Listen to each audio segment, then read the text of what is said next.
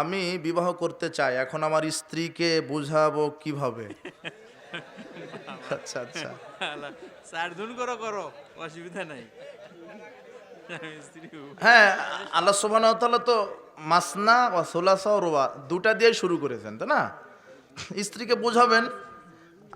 আসলে বাংলাদেশের প্রেক্ষাপটটাই আলাদা। আপনি অবৈধভাবে 10টা নারীর সাথে জেনার সম্পর্ক করেন, লোকজন আরো বাহাবা দিবে আপনাকে, এ বাপ রে বাপ। কিন্তু বৈধভাবে দুইটা বিবাহ করলে বলে যে এর চরিত্র খারাপ, তাই না? আপনি ঘুষ দিয়ে চাকরি নেবেন, সমাজ বলবে ও চাকরিজীবী লোক, হ্যাঁ। আর আপনি বৈধ টাকা দিয়ে চাউলের দোকান দেবেন, বলবে দোকানদার। মানে এদেশের রুচিই খারাপ, সব উল্টা পাল্টা। সব উল্টা পাল্টা।